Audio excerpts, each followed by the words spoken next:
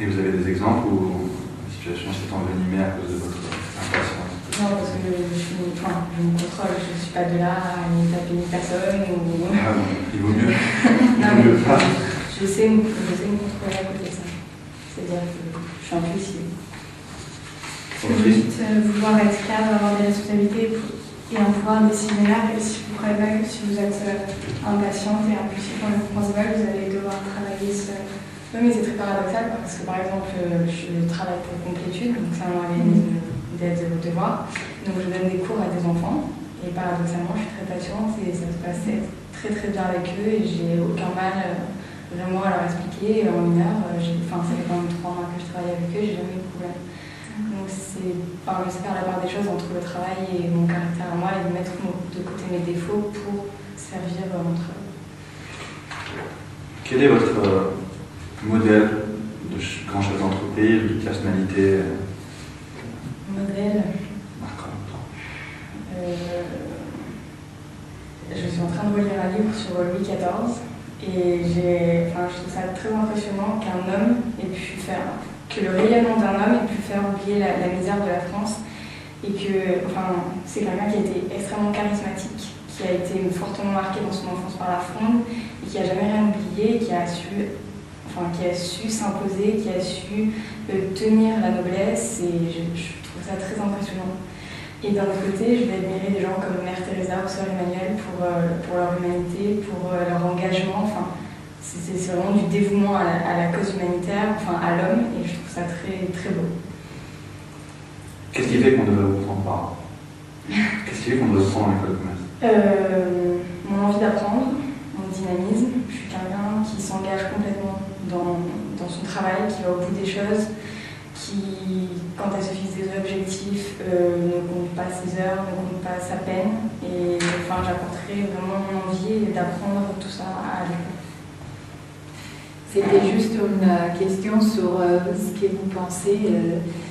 Comment pensez-vous concilier votre vie de femme et personnelle avec une vie professionnelle très remplie? Très remplie, c'est savoir mettre des limites aux deux, que l'un n'empiète pas avec l'autre. Par exemple, j'ai la danse, je faisais jusqu'à 20 heures de danse par semaine avec de mon bac. Et quand j'étais à la danse, j'étais pleinement à la danse. Et quand j'étais en cours, j'étais pleinement en cours. C'est-à-dire que je sais avoir un équilibre entre les deux. Et je sais concilier les deux, mettre des limites. C'est-à-dire que quand je suis à un endroit, je ne suis pas ailleurs. Je vais m'investir complètement à ce moment-là dans cet endroit et ainsi. Et vous pensez qu'on peut autant cloisonner lorsqu'il s'agit de son gamin qui a 42 fiers? Ça, je ne peux pas vous le dire, je n'ai pas d'enfant, donc j'ai pas du mal à savoir. Ça va être un peu difficile. Bon, alors l'entretien touche à sa fin. Est-ce que vous voulez ajouter quelque chose? Vous avez une question à poser au jury? Je pense avoir tout dit. Très bien, merci beaucoup. Merci. Ok Marine, alors ce que j'ai relevé par rapport donc à cet entretien, c'est que donc évidemment il y avait des points très positifs, votre maîtrise, la qualité de la préparation, de la réflexion, vous saviez pourquoi vous étiez là, et on a compris que vous saviez, il y a une vraie détermination qui se ressent. Néanmoins, s'il y avait une remarque à vous formuler, ce serait qu'il faut y mettre un peu plus de cœur, en tout cas que ça se voit un peu plus que déjà il y a cette envie, puis cette humanité dans le rapport avec le jury. À un moment, c'est bien d'avoir tout bon, mais il faut sortir du côté un peu scolaire et ne pas oublier que ça reste, l'évaluation d'un candidat, ça procède de la subjectivité la plus totale. Et donc il faut, à la limite, trop de préparation peut déranger. Un autre point qui pour le coup est encore plus important, c'est que dans votre façon d'exposer les choses, on voit qu'il y a encore de la rigueur, du travail, de la maîtrise, il manque de la souplesse. Or, un manager doit s'adapter en permanence.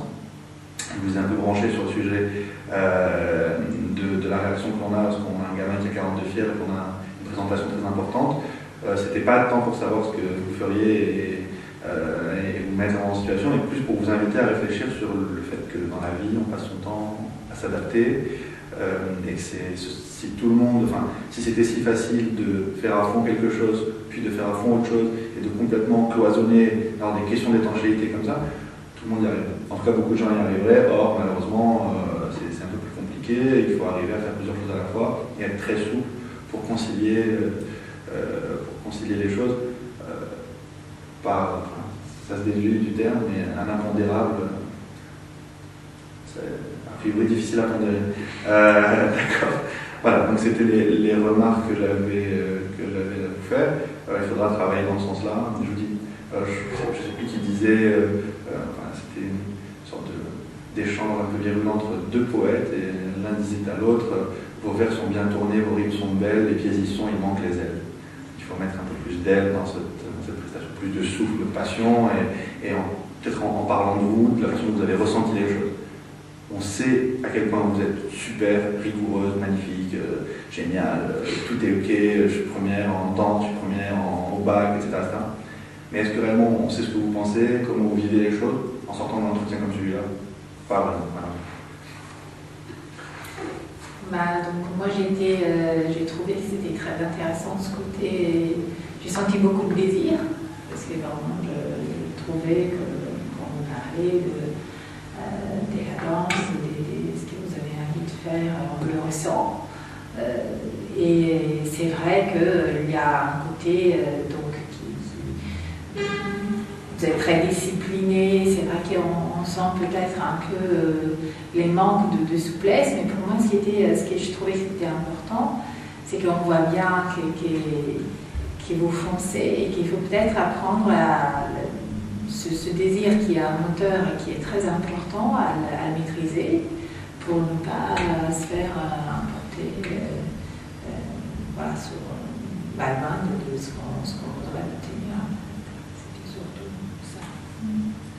Moi j'ai trouvé qu'un point très positif c'était la manière dont vous êtes tenu pendant tout l'entretien. Vous étiez à Nantes, vous étiez vers nous. Donc ça c'était très positif parce que ça appuyait.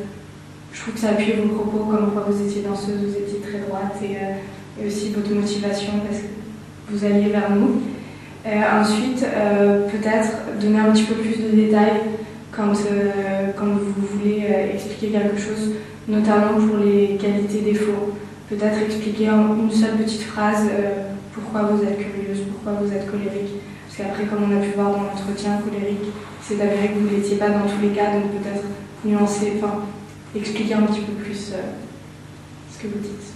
Une règle là-dessus, j'ai une qualité, et il faut expliquer au jury comment on capitalise sur cette qualité. J'ai un défaut, mais je me soigne. C'est la règle. C'est-à-dire qu'il faut jamais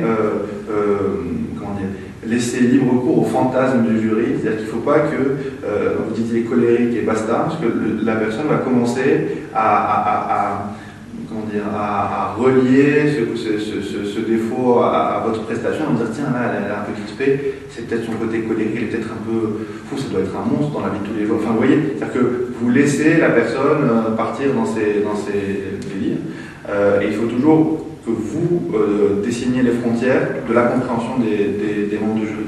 D'où l'intérêt de vie, 3 qualités, et voilà, comme disait Alice, on explique. J'ai telle qualité, j'ai pu la mettre en œuvre et confirmer cette qualité dans telle et telle expérience. J'ai des défauts, mais je travaille dessus, et le fait d'intégrer une école de commerce va me permettre également d'en limiter les effets négatifs. Vous parliez de l'impatience, le fait de travailler en groupe au sein d'une école de commerce fait que l'on doit apprendre à aller au rythme du groupe et apprendre sur soi. Donc c'est des choses qui valent le coup d'être développées dans le cadre d'un entretien. On sait gérer en fait. On sait s'adapter. Voilà, merci beaucoup Marine. Merci.